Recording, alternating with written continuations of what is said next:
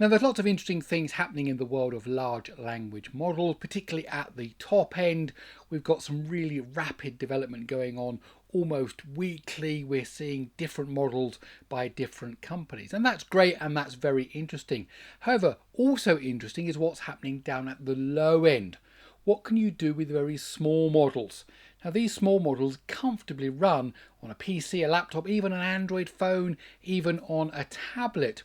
Now, the question is, are they any good? Now, there's just been a new range of models released called the Quen3 family, and it's absolutely huge range. I mean, it goes everything from very, very small to absolutely massive. Now, the very small one just uses 500 megabytes of RAM. Now, that's amazing. Just think about that. Something that can comfortably run on just about any PC, on any smartphone, any tablet, 500 megabytes. But what can it do? Is it just an academic exercise, or is it actually useful? Well, that's what I want to explore in this video. So if you want to find out more, please let me explain. Okay, let's dive into this then. So normally a large language model, particularly the ones that we have online, ChatGPT, Gemini and so on, have billions and billions of parameters. Some of this stuff is quite secret, but you're talking 600 billion parameters.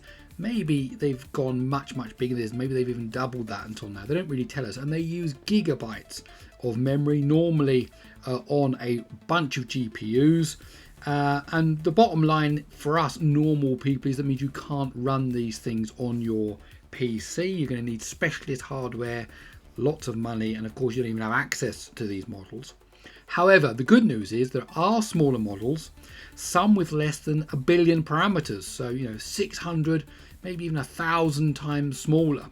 And they use much less memory, just 1 gig of RAM or around there. But the question is, what can you do with them? If your something is 1,000 times less in size, and therefore you could even say 1,000 times less in its capabilities, can you do anything with it? Well, we're going to take that for a test, and we're going to do that using the new Quen3 model that's just come out. And we'll also be using Gemma 3 1 billion parameter model as a kind of baseline. As you can see here, there is a 0.6 billion parameter Quen3 model, just 523 megabytes, and running on my laptop I get over 100 tokens a second. So this is very usable here on my laptop. It's not going to use much memory, doesn't use much CPU or GPU power, and is pretty fast. And then to also help us see what the rest of the range can do a little bit down at the low end, we've got the 1.7 billion parameter version and the 4 billion parameter version. And I said the Gemma 3 one as well. So you can see the different speeds and memory sizes. But what I'm really interested in is what can you do with a billion parameters or less. Now all these models are squashed down to 4 bits. They can all run on modest NVIDIA 4 gigabyte GPUs, even something quite old as a 1050 Ti, something like that with 4 gigabytes. You can also run them just on CPU. The Quen models are thinking models. That also means they produce more verbose output. We'll talk more about that in a second, but it also means that they gain some extra kind of capabilities because they go through that thinking process. Now, there are bigger models available in the Quen3 family, including a 30 billion parameter model, mixture of experts model, which takes up 19 gigs of memory. And the full one they've released is 235 billion parameters, and you need 142 gigabytes of RAM for that. And that is again also a mixture of experts, and that's all at 4-bit. Of course, there are 8-bit and 16-bit versions of these models available as well. And of course, with Gemma, there are bigger models as well. There's a 27.4 billion parameter one, which is 17 gigabytes. You can still run that probably on a PC without much problem using the CPU mainly, and that's a non-thinking model. Now, the thinking models generate more output, which is often closed in these thinking and closed thinking tags, and these can be safely ignored. Often some of the GUIs that we have just throw them away and just give you the answer.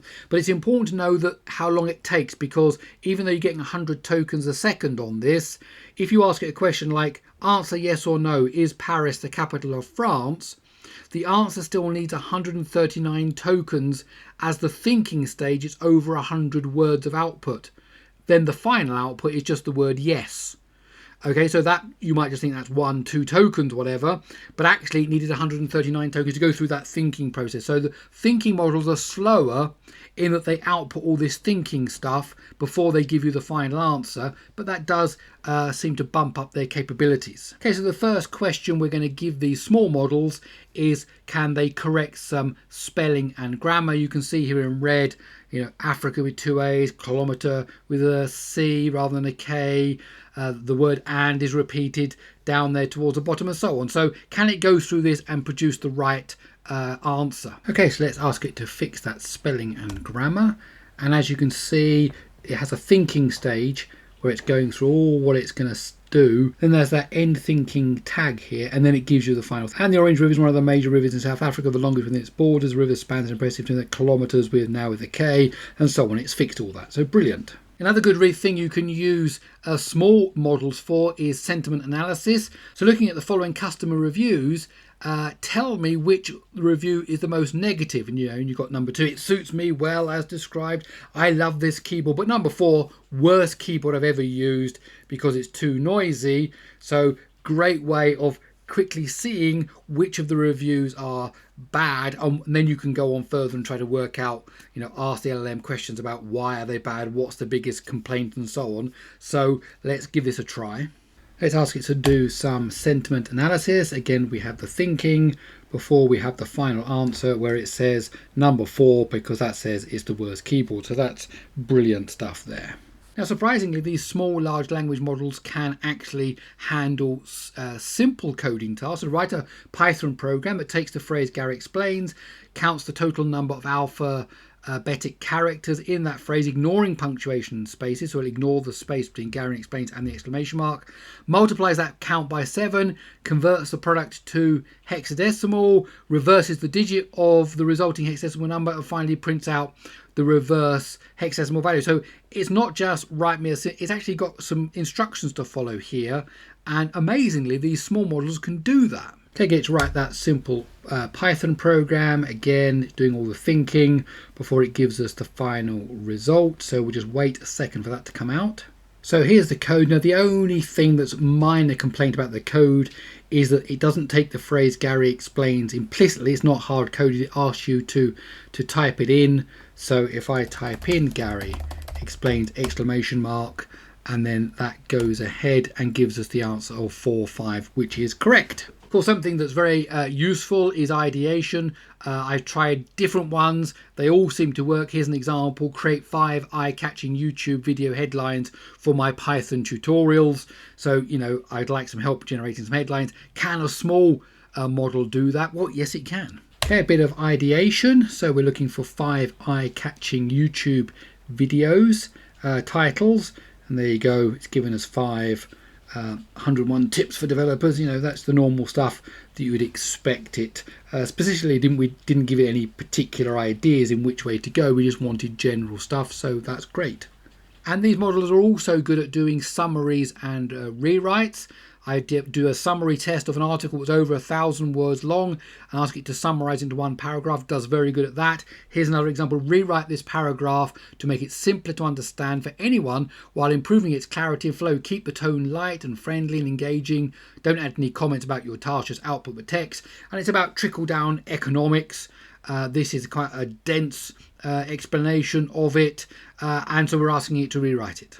And let's get to do the rewrite about trickle-down economics, something we want to be expressed a bit simpler. And here is the paragraph. It's a lot shorter, and a quick read through it. It seems to talk about the same general ideas, but there you go, much simpler and friendlier to read. But it can't cope with everything. For example, if you ask it a logic question, Alice has 5 brothers, she also has 3 sisters. How many sisters does Alice's brother have? It will just get it wrong completely. But to be fair, even much bigger models get it wrong, and even some of the online models got it wrong until recently. The kind of last year they were getting it wrong. List all the marriage dates and wives of Henry VIII. So if you're asking about history, dates, what happened when, there's no way you're going to squeeze the whole of the human knowledge, as it were, into just 500 megabytes models, so it's not going to know things about that. And therefore, when you ask it about, if you're doing your history homework or you've got some history work to do, outline a plan for a 1,500-word essay on the Battle of the Bulge, well, it's not going to know what the Battle of the Bulge is. Even if it does, it's going to have very sketchy information. And so even though it's an outline, you're not even asking it for the facts, it's not going to know. And no matter what subject you put in there, whatever subject, whether it's text subject, history, literature, whatever, geography, it's not going to know the answer because you've got such a small model here. Translate to and from English, it seems to struggle in the very small model. Better translating to English because I'm guessing the English content is greater. It does have a good stab at it, and what it produces is not gibberish. It is, something pretty good in that language, but translation, of course, is difficult even for humans, to really get the essence of what's being said. So it's harder for the very small ones. The bigger ones handle it just fine. And of course, we looked at simple coding tasks. If you try to make anything more complicated than just give me a function to do this or write a short program to do that, then of course these small models are not going to cope with that. So in summary, basically, if you want to do a spelling and grammar correction, a small model will handle it no problem. Sentiment analysis, yes, a small model will handle it. Simple coding tasks, a small model will handle it, although a thinking model really is needed for that. The small coding tasks, for example, in Gemma 3 don't really work. Ideation, no problems. Summaries and rewrites, no problems. Now, if you're looking for an essay outline, then you're going to need to use a model with more than 4 billion parameters. So at least even for an outline, it's got a kind of a rough idea of what the subject is. It's not going to necessarily tell you the exact things because it's a bit fuzzy on some of the details, but it's going to tell you, what the Battle of the Bulge was, where it happened, and, some of the things you need to look at. It was a fight between the Nazis and the Allies. It's going to know something about it. Of course, you should use an online LLM for better outlines. Translation, again, if you're using a 4 billion parameter model or more, then you're going to get OK result, and 2 English results often work better on small LLMs. Logic puzzles, where you're going to need thinking models really online for that. And history and facts, you're taking the whole of human history. If you try and put that in and then ask it about some event in history in some place and ask it to know that, you're going to need to use the online models for that because only those are big enough to kind of have that information. And of course, now with search as well, they can go away and double check their information. So in summary, if you're into basically anything to do with processing language, spelling, grammar, sentiment, ideation, rewrites, summaries, all that kind of thing, you're going to do okay with these very small models, which is brilliant really. And even small coding tasks it's going to handle. If you want anything else than that, you need a bigger model or you need to go online. So there you go. So I think there really is call for a local LLM model that you can run, let's say, on your PC. It's a tray icon. You can click on it. You can get it to do grammar checking, rewrites. You can get it to summarize, and it's all running locally, and it's only using 500, 600 megabytes of RAM. Now that is really quite a development, and so if we're assuming these things are going to get even better over time, then this really is quite an interesting avenue. Very different to what we're seeing up at the top end, yes, but this is a very interesting avenue of what will become available readily on the low end, just on humble day-to-day devices very soon. Love to hear your thoughts on this whole area. Please do let me know in the comments below. Well, my name's Gary Sims. This is Gary Explains. I really hope you enjoyed this video. If you did, please do give it a thumbs up. If you like these kind of videos, I invite you to stick around by subscribing to the channel. Okay, that's it. I'll see you in the next one.